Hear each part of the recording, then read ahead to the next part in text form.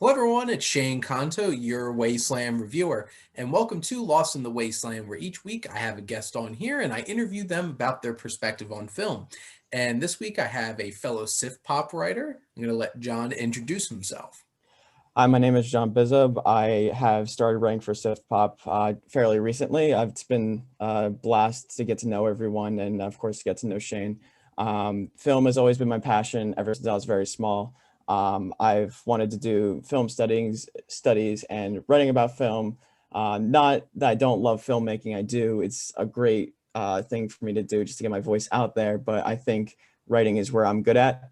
I've been writing for my school newspaper for years, and I've finally thought it was time for me to, write somewhere, and SiftPop opened me up with open arms, and it's been a great experience so far. Not to shamelessly plug, but I do review movies a lot on Letterboxd, and I will hopefully Shane will provide a link in the description if there is any. Yes, I make sure to include everybody's links to whatever they're working on so Perfect. you all can check them out. Perfect. So, yeah, Letterboxd is definitely become a huge thing for Yes, of all of us course. cinephiles out there. So we have our own Yes, social media, it's could great. collect and look at bar graphs and Yep. see where movies are lying. Yep. Exactly. Now, like to start off the interview always with this first question. And of course, this is a question that most fans of film probably get asked a lot during their lives. But, John, what is your favorite film? Uh, it's always been hard, but it's always just a tie between two. Okay. One of them is Eternal Sunshine of the Spotless Mind, directed by Michel Gondry and written by Charlie Kaufman. I think I relate to that movie on personal levels, but I also think it's a movie uh, that is all about finding your own purpose and finding your own place. And as someone who's kind of growing up in the modern age, I think it feels resonant towards me. Second one is New Rose Hotel, directed by Abel Ferrara. I'm a big fan of Abel Ferrara's work. I love his crime stories like King of New York. And I thought this one is kind of his magnum opus because you don't really need to follow the plot. You can just, and you, most of the amount of times I've seen it, I just put it on as background noise, but it's all about the characters and their situations. My friend and I describe it as the cinematic equivalent of lo-fi beats to chill to, because it's not really about anything. It's just all about the experience, and it's great. I have a new film to add to my watch list. And it's interesting that you bring up Eternal Sunshine because there's a couple of films around that time that, because they came out when I was high school into college. Right. And I remember watching Eternal Sunshine for the first time in college and being like, I don't like this. And then it took me, I've watched it a couple of times since, Right. and it finally like clicked with me. Right. And and it's interesting because it challenges you Oh yeah, of in course. terms of the ideas of memories. Yeah. And it is a really challenging question. Would you delete memories to avoid being hurt by them? Right. And and it's an interesting thing to think about. Like for me personally, I I value remembering. I have a very good memory. I That's remember a lot of things good. and it shapes you. Mhm. And I know personally as I watched that film, and maybe that was one of the reasons why I didn't connect the first time watching it was because like I didn't understand it. Right. Like the decision, but it's so well crafted. Like Charlie Kaufman is one of the most interesting and ambitious screenwriters out there. Yes, of course. And like it was so great looking at Jim Carrey Oh yeah, in in the new light. because I grew up in the 90s. Mhm. I definitely watched Ace Ventura and Dumb and Dumber and the Mask a lot. And it's great, like between the Truman Show and that, being able to see him. I know it just got canceled, but his Showtime show, Kidding, Oh, I heard it's really good. yeah, Everyone's been telling me well, to watch that. now you can catch up on the two seasons because it Exactly. got To canceled. cancel. I'm like, Yeah. it's a weird, interesting show, but he's so great in it. But now he's back to doing his thing, Yeah. Dr. Robotnik. Yeah. And he's doing he was, what's it called? He did something with Jerry Seinfeld and that Cars for Coffee. There's an episode that he did that on. I thought that Mhm. was very great. He was just doing art, and it was like, you know what, good for him. Good for Jim Carrey. Now, which I also saw rumors going around that they're writing Ace Ventura 3, and I'm like, Yes, I oh did see that. no, Oh no. no. We'll have to, jury's going Yeah, to be out on that one. yeah. But now, John, what's your earliest memory of going to the movies? Oh, wow. That's okay. I think one of my earliest memories, now thinking about it, was when I saw uh, Meet the Robinsons when I was really small. Mhm. Thought really nothing of it, but I thought the one movie that kind of changed my perspective on film as a whole, I considered the movie that kind of changed my life, I guess. It's the 2010 blockbuster Tron Legacy. Okay. Um, uh, it was, I think, I consider it to be the film that got me really excited about movies because, yeah, I was, I loved movies when I was small and, loved the art form, but I really got excited about movies after I watched that. It's just a wholly unique experience. I think it says a lot on what Disney has said before and what is, and kind of, it's kind of the, it's kind of like the breaking point between what they were before and what they are after, because now they have been, we can all say it's been a corporate product, and before they've just been this risk-taking, ambitious studio that's not afraid to give these filmmakers like $150 million and run with it. And I also think it has a lot of things said about connections and following your dreams, which I think is really great, while also having an awesome Daft Punk score to it. Rest in peace, Daft Punk. I know that it was such a sad day. I woke up and I was like, like my first instinct was no way, and I was like, what? And so I was like walking around my campus just like to get something to eat with friends, and I was like, oh my god, it's real. It's real. It's sad, It's so but sad. it's interesting you bring up Meet the Robinsons because I hadn't seen it until I was almost done my undergrad at college. Right. And my girlfriend, who I'm still with now, Yeah. had like most of her movies were like she had like everything Disney. Yeah. So getting to watch that and strangest choice of voice casting of Tom Selleck. Oh, right. Yeah, of And course. like listening to that, I'm like, this doesn't look right. Not enough people talk about it, and I will still stand on that hill, being like, it's one of my favorite Disney animated movies because it's so fun. It is a lot of fun. And not gonna lie, I have definitely quoted Big Head, Little Yeah, of Arms. course, of course, of course. But Tron Legacy, that was such an interesting time for live action Disney Yeah. because you had the John Carter, you had Mhm. Tomorrowland, Right. and it was a tipping point because they weren't very successful. Right. The only And like live action Disney properties that was successful was the Pirates trilogy, which I will die on that hill for the whole trilogy, even the sequels. Love where Gore Verbinski took it, but I love Tron Legacy a lot because again, they're so risk taking and ambitious. And it's also the early age when that 3D boom was in full effect after Mhm. Avatar, which is great. Yeah. it's some of the most amazing world building and special Oh yeah. effects at that time. And of course, the soundtrack Yeah. is absolutely amazing. And can't go wrong with double dose of Jeff Bridges. Of course. Of course. Even if one of them looks a little bit odd. Yeah. But It's came out 10 years ago, and I rewatched it for its 10-year anniversary, and I was like, wow, this kind of holds up, minus the Jeff Bridges, because it does, as much as I will defend that movie full-heartedly, it does look a little weird, and I do kind of laugh at it a little bit, but it still holds up remarkably. mhm. And I agree. I love the Pirates trilogy. Yeah. I remember one of my biggest experiences going to the movies in middle school was within like a week of each other. Spider-Man 3 and At World's End came out, Yeah. and I'm like, it's big time to go to the movies. Yeah. And boy, was that crazy Yeah. watching that. Now, John, do you have a particular favorite genre of film? Um, again, like what I said for my favorite movie, it's definitely between the combination of two. First is action. Love action so much. I think I've gotten a little mixed on action in the 21st century now, especially with how Marvel's treating action. Not to say that's bad. It feels very the same.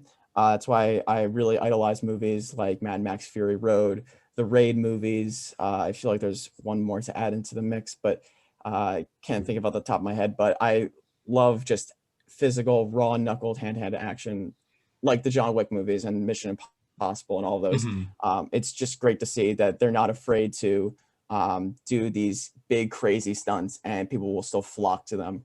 And my second is horror. Been really nudging for horror nowadays. I think using scares in a particular way is really important, and not just do jump scares for the sake of it. That's what I think. Just to shamelessly plug a movie that's out there. It's getting a cult following recently, The Empty Man, that came out last year. Not enough people saw it, and I watched it recently, and I think it was one of the best mainstream horror movies I've seen in a very long time.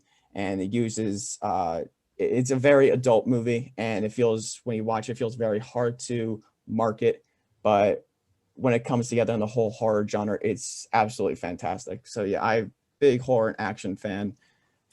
And it's interesting because I love action movies, Right. and I even on my channel, I'm a self-professed Mhm. action snob. Right. So like even some of like it's interesting you brought up Marvel. I love Civil War, Right. but my God, even that opening action sequence, which is intense, Yeah, they need to stop shaking the camera so exactly. much. Like, And obviously, like the Bourne movies with Paul right. Greengrass Yeah. kind of like pushed that one over the edge. Right. But like obviously with John Wick and Fury Road and Mission Impossible, like you said, and The Raid. Oh Yeah. my God. It's so And good. there's so many bad action movies today, Right. but the ones that get it right are Are so so good. special. Like, I will still go back to the 90s and watch Hard Boil. I think Hard Boil is my favorite action movie of all time. It is exactly what I'm in for action. I love John Woo. A lot of his action movies are just so fantastic. But Hard Boil sticks out to me the most because it's so badass. It's the Mhm. definition of badass, and there's so many crazy stunts that when I was watching that for the first time last year, 2 years ago, and it was the warehouse scene. If you haven't seen it, please watch it. My jaw was left hanging open. I was like, how in the absolute hell was this made in the night? Like, this is ridiculous. Yeah, and I'm gonna second you on The Empty Man. I it was playing at the drive-in Mhm. back in the fall, and I missed it. And Right. I'm like, when it came back around on VOD, I'm like, fine, guess Yeah. I'll watch it. And that like opening prologue of it, I'm sitting there like, wait a minute, Yeah. this is this is like really good. Yeah. And like one of the things that concerned me was the fact that it's a 2.5 hour movie. Right. And like not a whole lot of horror films Yeah. save like Ari Aster Exactly. movies are Exactly. 2.5 hours. And I'm like, I remember watching them like narratively, it's a bit messy Right. towards the end, but Yeah. like you should watch this movie, all Yeah. of you out there, Yeah. because show it some love. It's getting a lot of cult following on film Twitter and just everywhere, and it's great to see because it bombed so hard when it came out, because it was caught in that merger for Fox and Disney, and they They're released the just like, trailer, and then they released the movie the week after. And so then all of a sudden everyone's saying, why haven't people seen The Empty Man? because most films bombed that have been Exactly, yeah. released in They're in theaters Canada, yeah. over the past like Yeah. 9 months. Yeah, exactly. Oh man. But it's interesting because I've never been a big horror fan. I get Right. scared real easy, Okay. but I've been really trying to get into horror over the past couple years. And Yeah. like obviously I'm very snobby about that too, because like don't throw all these like The Bye Bye Man was one Oh, of yeah. my worst film experiences in Oh, for sure. years. Yeah.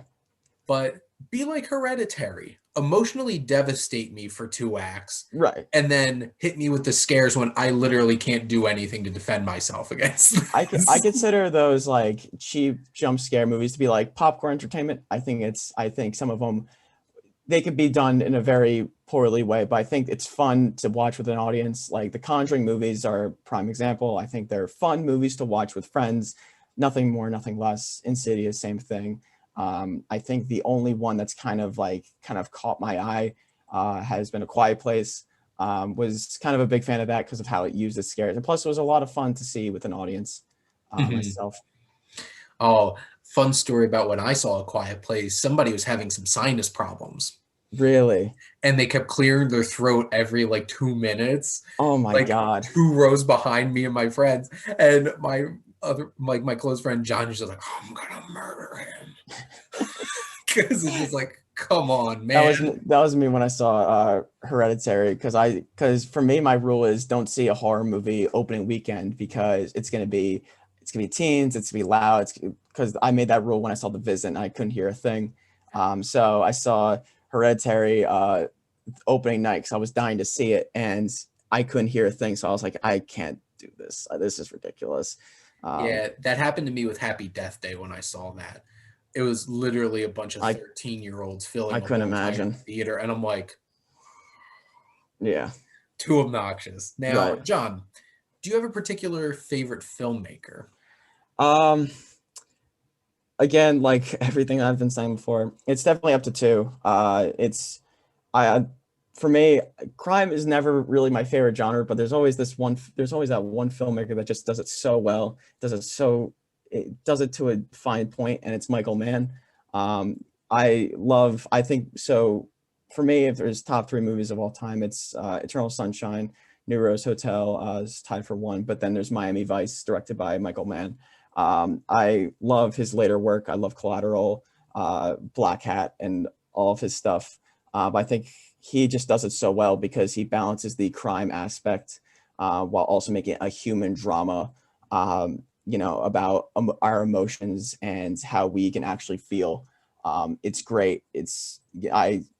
I applaud him. I always see whatever things he does, and there isn't a time that goes by that does I don't think about Heat. Robert De Niro, Al Pacino, fantastic stuff. Um, I always think about that diner scene. It always plays my head for rent free, and I will gladly have that in my head. Mhm. Um, Yeah, Next Michael. is Terence Malik. He critically has not had some great stuff. Personally, I think it's for me. I love him because it's all about. I call his personal trilogy, starting with the Tree of Life and ending with Song to Song. It's all about to find out who he is as a filmmaker. He of course has these long scenes, and I think it's just him being creatively free while also telling a story that's kind of resonant to his backstory. And A Hidden Life was just a whole new step further for him. I really loved Hidden Life very much. But I think my favorite from the overall decade as a whole is definitely The Tree of Life for sure. I think I've only seen two of his films, and Yeah, it's Tree of Life and A Hidden Life. yeah, And I remember seeing that one in a theater and just right. being like, there's something next level beautiful Oh yeah, about a Terrence Malick film. yeah, And it was a heartbreaking yeah. and beautiful experience.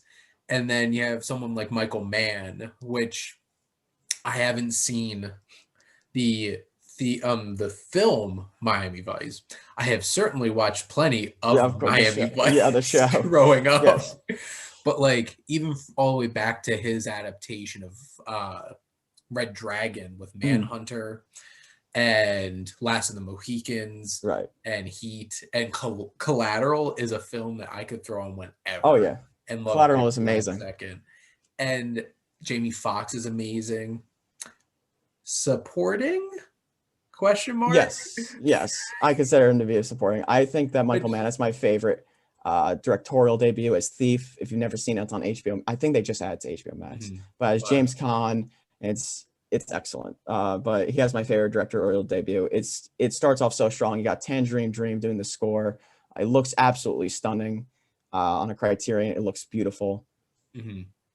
But yeah, I could watch Tom Cruise in that gray suit Oh and yeah, gray forever. hair just destroying people Oh yeah, any day of the week. of course, of course. Now, who's your favorite actor and actress? Wow, that's really hard. Um, I'm gonna be really traditional here, but every time I see him, I'm always kind of applaud. I always applaud his performances. It'll be Robert De Niro.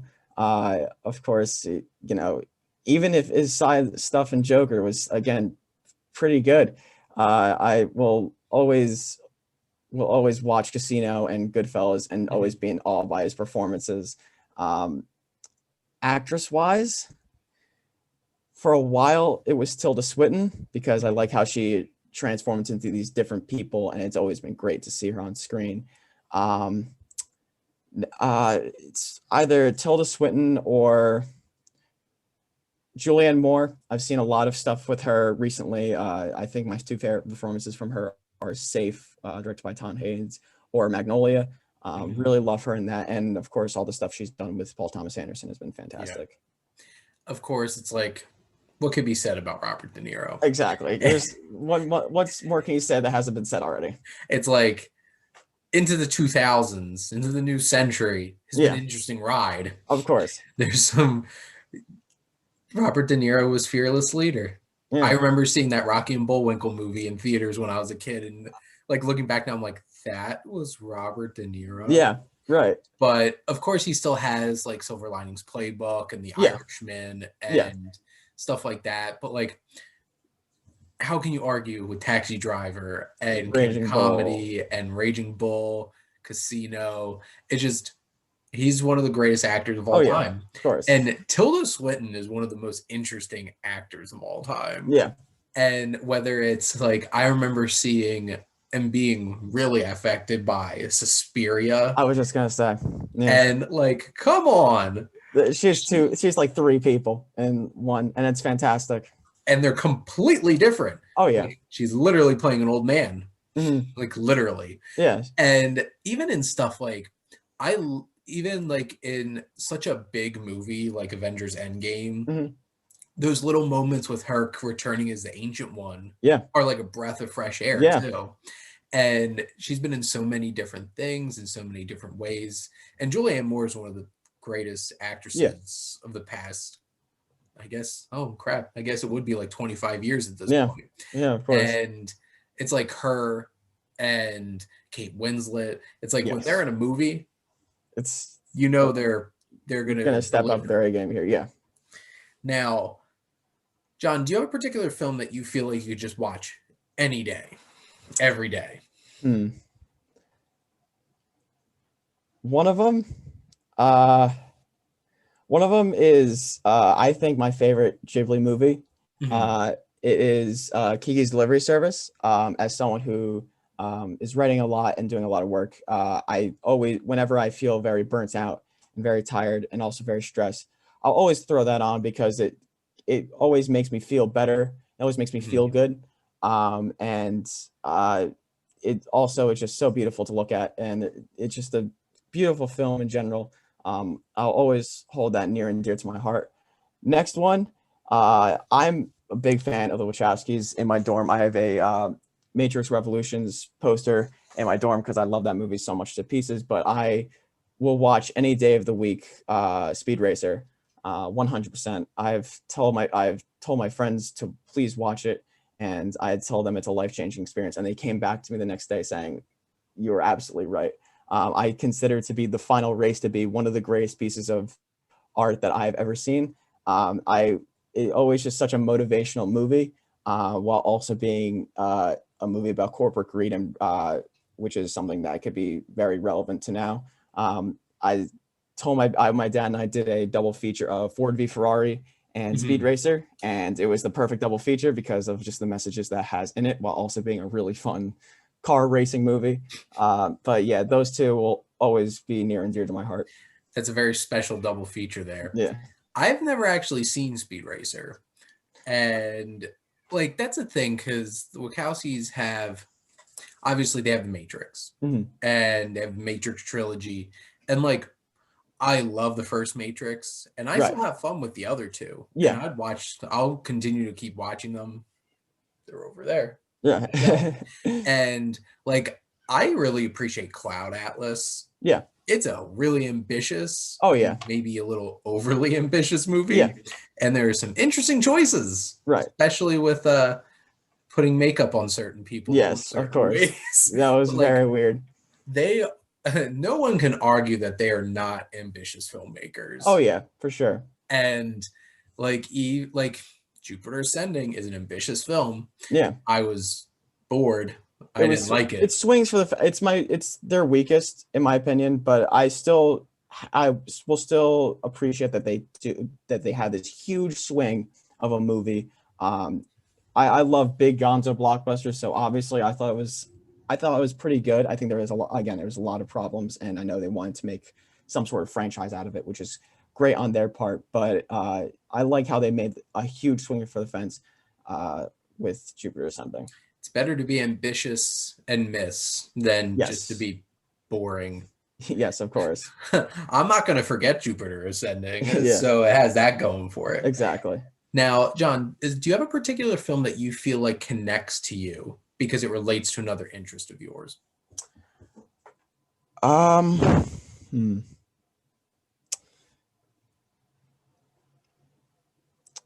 Can't- hmm. I think the more I think about it, the more that it connects with me, just because of just how I'm growing up, how I'm changing, how like my emotions evolve. Don Hertzfeldt, It's Such a Beautiful Day. It will be my favorite animated movie for Mhm. all of all time, forever. It's just such a beautifully done movie. It's again about an existential crisis. A man is just having a normal day and then just has an existential crisis. It's of course very depressing and nihilistic and gets really weird at times, but I think that's the beauty of it. There's also a lot of somber moments. But I think the more I grow up, the more that I relate to it, and I go back to it once every couple of years, and will always be transfixed by it. It's only an hour and 10 minutes if I've never seen it. Mhm. Don Hertzfeldt has also made more projects like the World of Tomorrow trilogy, which is fantastic. But I will always relate to It's Such a Beautiful Day to pieces. I watched that for the first time a couple weeks ago Oh, it's because fantastic. I follow Magic of Film Instagram page, Right, and he does the Filmstagram Movie Club, and right. I keep up with it. And that was one of the films a couple weeks ago.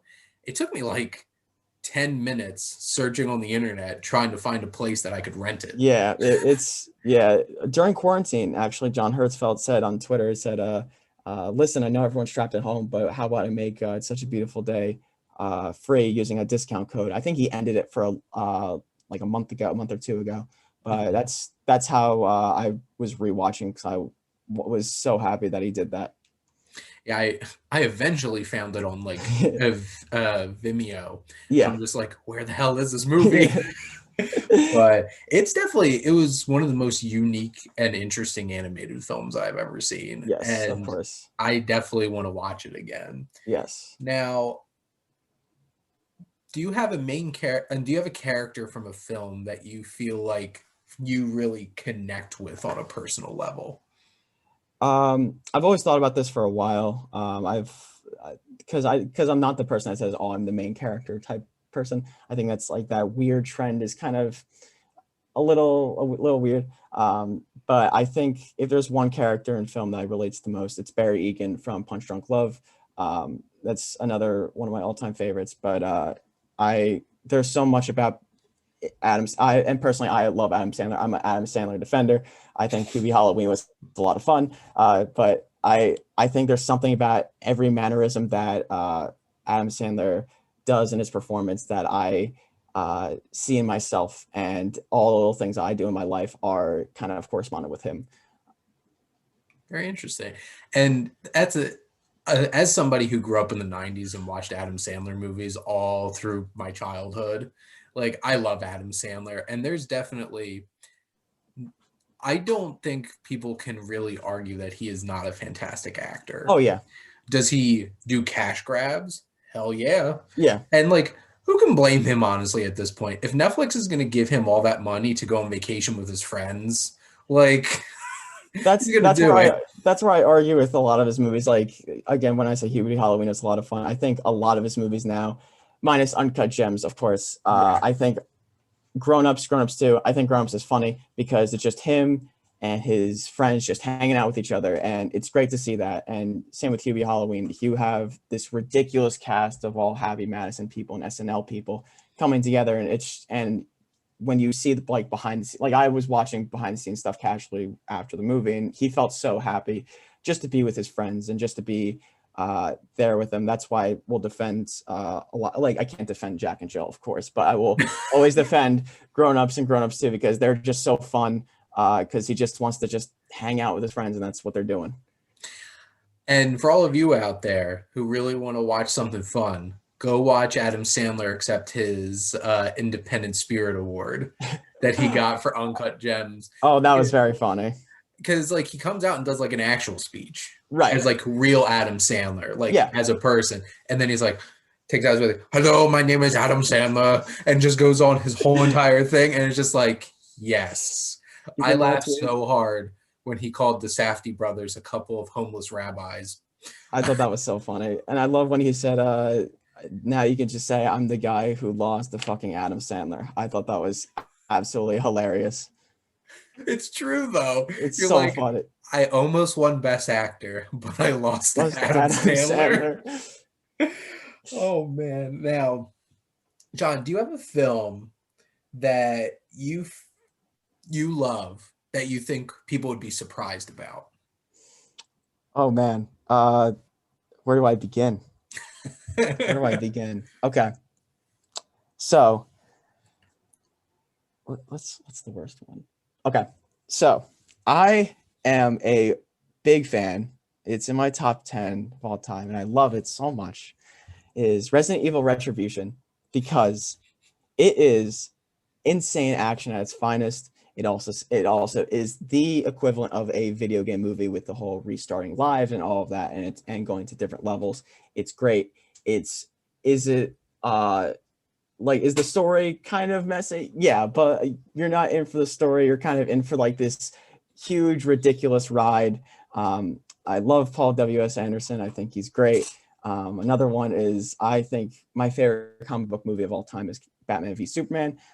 So obviously my hype for the Snyder Cut was kind of huge. And of course I love the Snyder Cut. I thought it was great. I think my favorite Halloween movie is Halloween 2 from 2009, because I think I like Rob Zombie's vision. I think he's pretty great. I like his kind of grungy, nihilistic style. I think while it's not for everyone, obviously. So it's, but it works for me a little bit. What else? I think personally, one of the most defining movies of the century is Harmony Korine's Spring Breakers, because it discusses everything about youth culture, while also being like this insane heist movie, and having like these big, stars, these Disney Channel stars in them. But I can't help but be so enamored by Harmony Korine.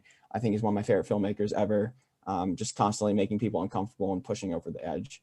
There's so more much fun with Beach Bum.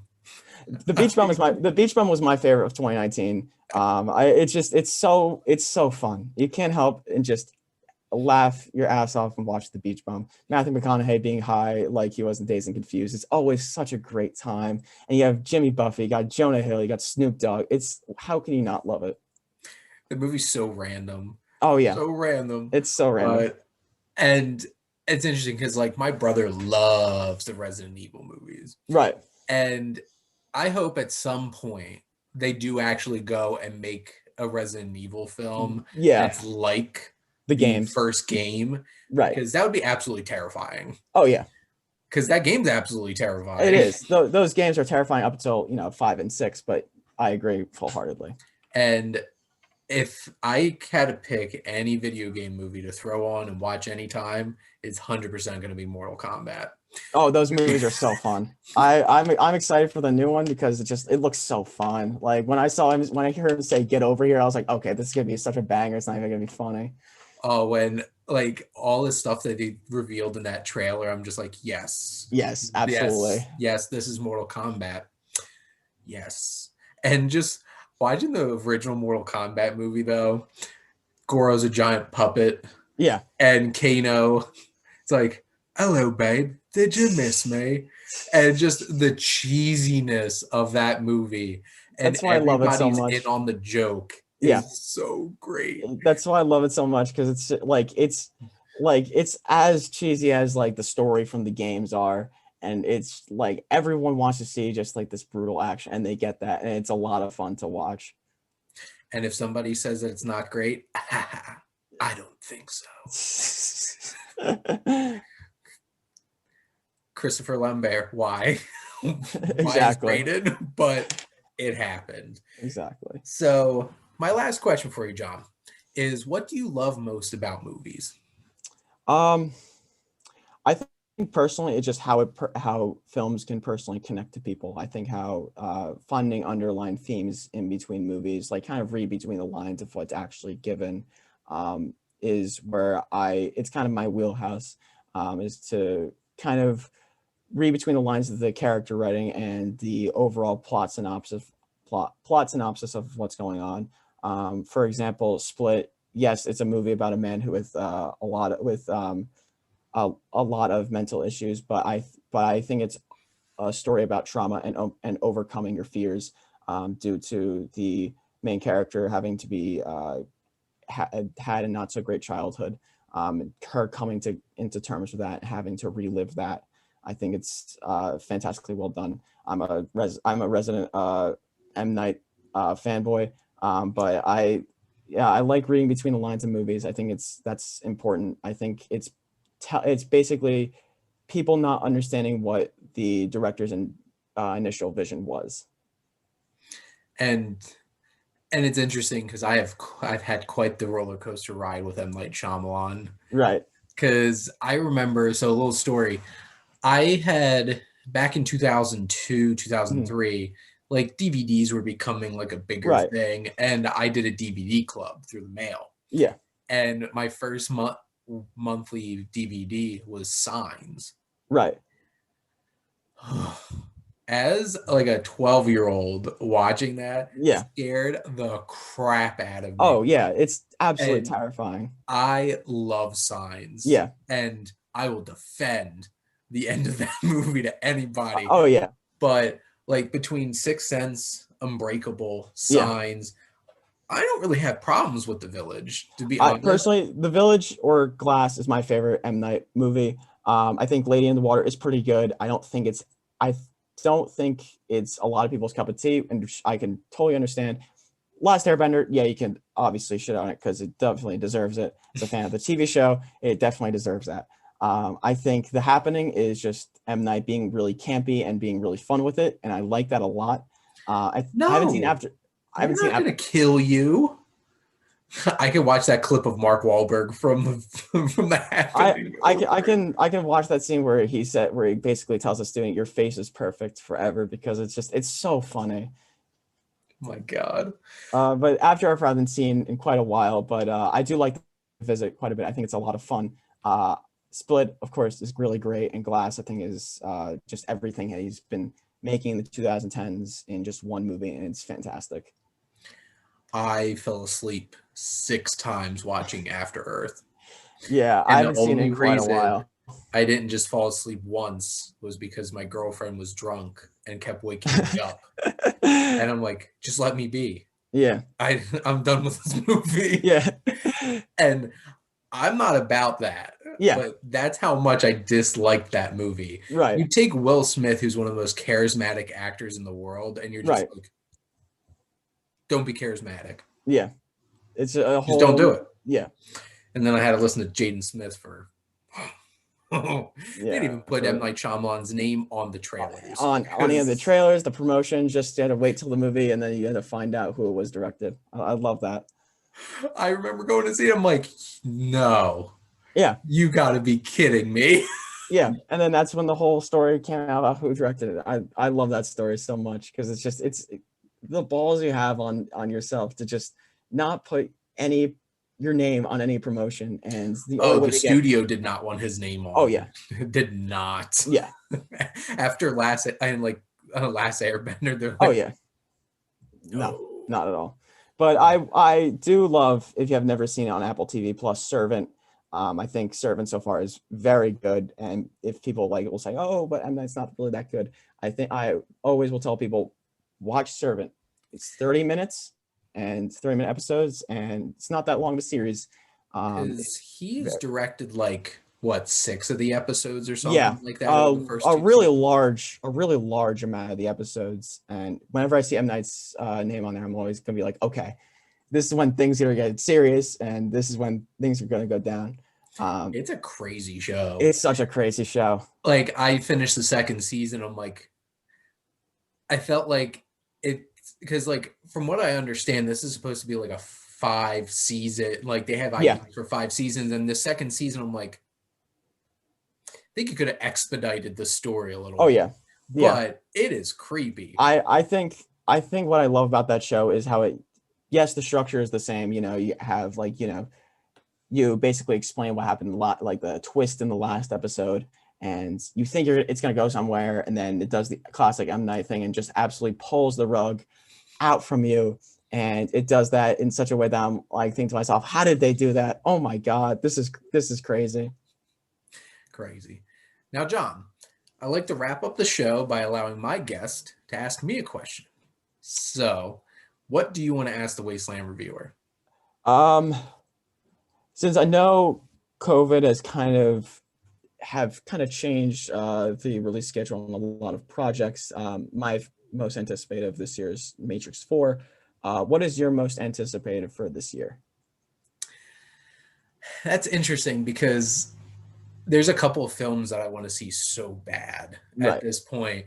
And one of them that has just been like sitting in the back of my head since I saw the trailer was The Green Knight. Oh yeah. I remember watching that trailer. I'm like, what Yeah. is this? It's And I'm like, when's this movie coming out? And like that moment in the trailer when that giant when you see the hand, I was like, oh my God. and like they show the Green Knight at the end of the Yeah. trailer, I'm just like, yes, Yes, absolutely. 100%.